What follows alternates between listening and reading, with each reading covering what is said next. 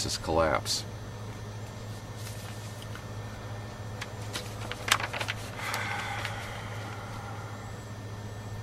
Credit in the U.S. available for business and consumers continues to contract at record rates as we continued to see the M3 money supply contract throughout the first half of 2010.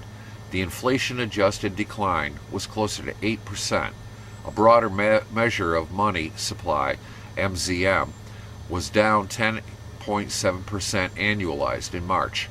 From February to April, the assets of institutional money markets fell at a 37% rate, the sharpest decline ever. This drop in M3 money supply matched the M3 decline seen in 1929 through 1933, and is the largest decline since the 1930s, in spite of near zero interest rates and the biggest financial blitz in history. Frightened banks are virtually refusing to lend consumers and businesses unless they don't need the money. Banks lending rates at the U.S. are the lowest since 1942. This contraction in broad money supply is signaling looming deterioration in U.S. business conditions, an intensified economic downturn into what is popularly called a double-dip recession. So as the deepening credit contraction continues to squeeze personal and business consumption, it is signaling a renewal of the economic downturn, which should become obvious over the next few months. Consumer credit outstanding, commercial and industrial loans, and commercial paper are all contracting sharply and are at their lowest point in the current cycle. For consumer credit, 2010 was down 3.2 year-on-year. By May, commercial and industrial loans were down year-on-year 17.6%, and commercial paper, short-term business loans, outstanding was down 17% year-on-year. The real inflation-adjusted decline in M3 in consumer, industrial, and commercial loans and commercial paper outstanding is a solid signal for an intensified economic downturn in the near future. A down economy in 2010 will blow apart current projections for the federal deficit and Treasury funding needs, as well as confidence in banking system solvency.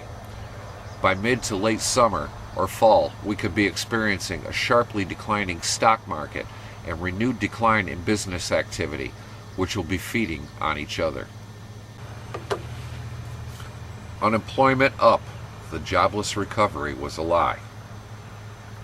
We're going to be creating somewhere between 100 and 200,000 jobs next month, I predict.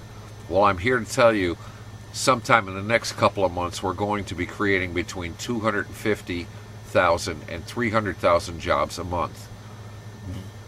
That was from Vice President Biden, May 10th of this year. America's economy is over 70% based on consumer spending, but record numbers of Americans, the highest since the Great Depression, are out of work, working only part-time, losing their homes, unable to get loans, going bankrupt, and on food stamps.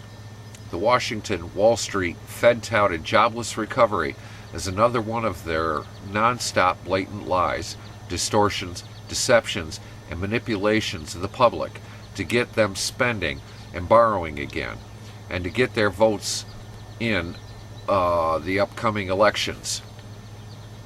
But it's not working this time. Painful realities beginning to trump their deception, as we are seeing in elections across the country where incumbents, Democrats and Republicans, are being thrown out of office. Unemployment continues to climb. Government statistical manipulation to the contrary notwithstanding. 26 million Americans are out of work, 21.7% of the workforce, and according to the Gallup poll, 20.3% of those working, and counted by the Bureau of Labor Statistics, are underemployed. Many working only part-time, temporary, and seasonal jobs at minimal, low-paying wages when they want to work full-time. The U.S. official unemployment rate, U3, stands at 9.7%. This is the number repeated nonstop on the mainline media. But even the BSL's own U6 numbers, which add back in discouraged workers, are at 16.6%. John Williams' shadow government statistics, using the techniques to count jobs used in 1980, before the huge government distortions were instituted, and including long-term discouraged workers, puts unemployment at 22% in April and 21.6% in May. Since the start of the Great Recession in 2007, 8.7 million jobs have evaporated, mostly outsourced overseas, and 15.7 million Americans have lost their jobs. Unemployment in some American cities is staggering. 25 to 40% is an example. The mayor of Detroit believes that unemployment in that city is near 50%. Over 6 million Americans are actively seeking work and can't find jobs. This is double the rate from a year earlier and the highest level since the BLS started tracking such numbers in 1948.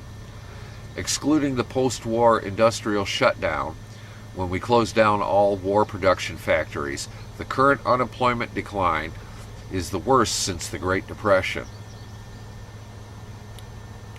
At this time, initial and continuing jobless claims continue to rise. Mass layoffs, those hitting at least 50 people, rose by 228 in April to 1,856 as U.S. manufacturers continue to make cuts, and John Williams is forecasting that unemployment will spike up sharply again by September as the reality of the renewed economic downturn hits businesses this summer. The government's nonstop lies regarding unemployment. In April, the job fabricators at the BLS created 188,000 fictitious jobs, claiming that small businesses created these jobs, when in fact small businesses are cutting jobs. In April, the fabricators at the BLS said men of 16 years old and up gained 456,000 jobs, that women 16 years old and up gained 94,000 jobs, 550 new jobs that for the most part were created out of thin air. They don't exist. John Williams writes that the BLS bogus birth-death model creates 230,000 phantom jobs per month, or 2.76 million jobs per year. Williams believes that when all the final revisions for April job numbers are in, the BLS will have faked 300,000 new jobs. The BLS considers someone who has done 1 hour of work on the day it samples as employed. So a person can work 1 hour a month or a year and be counted as fully employed. Incredible. It's obvious that thousands of small businesses are going under, terminating 100% of the jobs they provide. But the BLS does not count those job declines unless they've been officially notified that the company has gone under. They keep reporting those unemployed workers as employed. Then they assume thousands of new startup companies each month, which is not happening in this recession, and add tens of thousands of new phantom jobs. By netting the two, they are creating an overage 33,000 new jobs per month, i.e. 400,000 fake new jobs per year. The reality is small businesses are cutting over 400,000 jobs per year. We are a classic example of that. We wanted to open a small business, a little home-based bakery, and supplied baked goods. We were very close a year and a half ago, and I started seeing things happening, and I held off. And I am so glad for that, because we still both have She's got a secured job. I've got a relatively secure job for now.